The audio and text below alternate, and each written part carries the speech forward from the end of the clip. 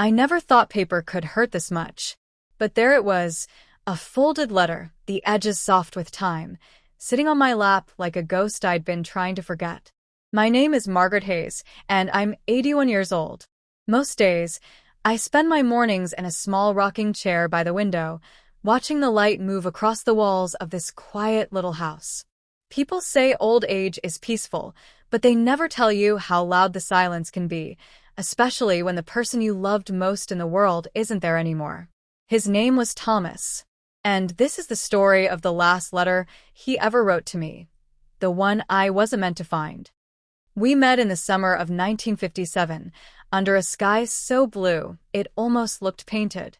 I was 19, working at the local diner, and he was the new mechanic in town, tall, messy-haired, with eyes that always seemed to smile before his lips did.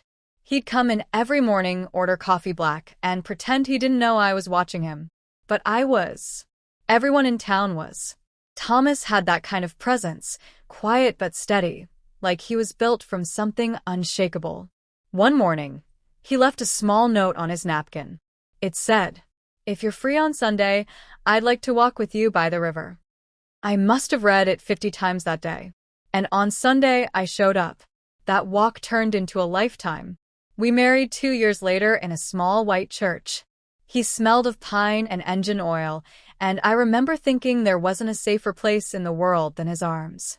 We didn't have much money, but we had dreams, big, beautiful ones. We built our first home together, brick by brick. He'd come home from the workshop with grease on his hands and kiss me on the forehead before dinner. We'd dance in the kitchen to the radio, barefoot, our laughter mixing with the sound of rain outside. And when our son, Michael, was born, Thomas held him with the same care he held everything he loved, gently, reverently, like it was something holy. For 39 years, we lived a simple, perfect life. Not perfect because it was easy, but perfect because it was ours. Then one winter he started coughing. It was small at first, just a tickle, he said. "It's nothing, Maggie," he told me. "Just a little cold." But the cold didn't leave. It grew. By the spring of '96, I was sitting in hospital rooms instead of kitchens, staring at machines instead of sunsets. And he was shrinking before my eyes. The man who once lifted me with ease now struggled to hold a spoon.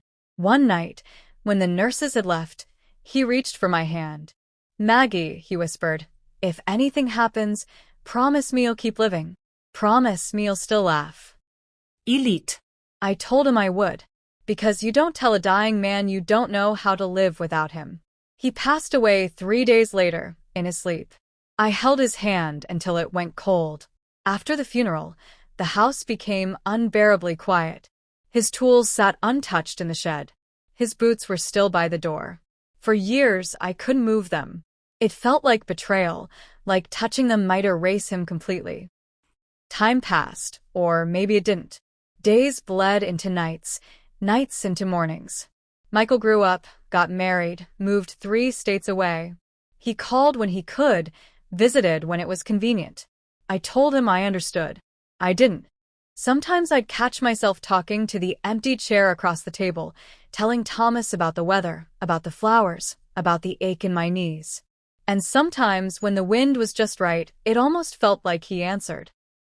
Then one autumn morning, 26 years after he died, I decided to clean out the attic. The floorboards creaked beneath my feet as I opened boxes full of dust and memories. Old photographs, Christmas cards, the baby blanket Michael once slept in. And then, beneath a pile of yellowed papers, I found a small tin box. It was wrapped with a faded red ribbon. Inside was a single envelope. My heart stopped when I saw the handwriting. It was his. Thomas's handwriting. The postmark was from the hospital, 3 days before he passed. But it had never been opened. The room spun. I sat down on the floor and stared at it, my hands trembling. My name was written in his careful, uneven scrawl. To my Maggie. It took me nearly an hour to find the courage to open it. The first line was enough to break me. "My dearest Maggie, if you're reading this, then I'm no longer by your side.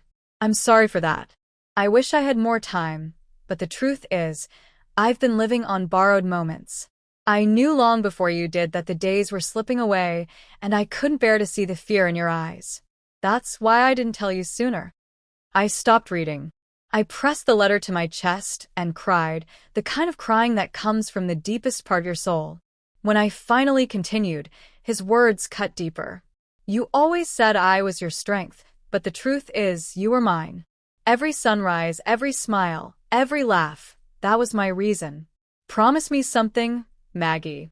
Promise me you won't spend the rest of your life sitting in this house waiting for ghosts. Go outside. See the world. Wear that yellow dress you love. Smile even if it hurts. Because when you do, I'll be right there, in every bit of sunlight that touches your face. Tears blurred the ink, and I could barely see. But there was one last paragraph, one that shattered everything I thought I knew. I need to tell you something I've never said out loud. There was a moment, years ago, when I thought I'd lost you. It was 1973, and I nearly made a mistake. A foolish, lonely night when I believed you'd stopped loving me. I never told you, because I didn't want to tarnish what we had. But I want you to know, I spent the rest of my life making it up to you. I never looked back, Maggie. I only ever loved you. I couldn't breathe. I dropped the letter and stared at the wooden floor as the world tilted. He had been faithful in every way that mattered, yet the man I had built my life around had carried this guilt in silence. I looked at his photograph on the dresser. Why didn't you tell me? I whispered. Why did you make me love a memory I never really knew? The letter ended with one final line, one that still echoes in my mind every night. If heaven lets me write again, I'll send you one more letter. Until then, look up at the stars. I'll be in the brightest one. That night, I sat by the window, clutching his letter, listening to the sound of the wind brushing through the trees. It felt like he was there, close but unreachable. I didn't sleep. I just sat there until morning, reading his words over and over again. By sunrise, the paper was soft for my tears. I thought about burning the letter, letting it go, freeing myself from it. But I couldn't. Instead, I placed it back in the tin box, tied the ribbon again, and buried it beneath the oak tree in our backyard, the one we planted the year we were married. I whispered, "You are my whole world, Thomas, even with your mistakes." Then I turned and walked back inside. The sunlight hit the picture of us on the mantel, young, wild, and full of dreams we thought would last forever. But forever is shorter than it sounds. A week later, I got sick.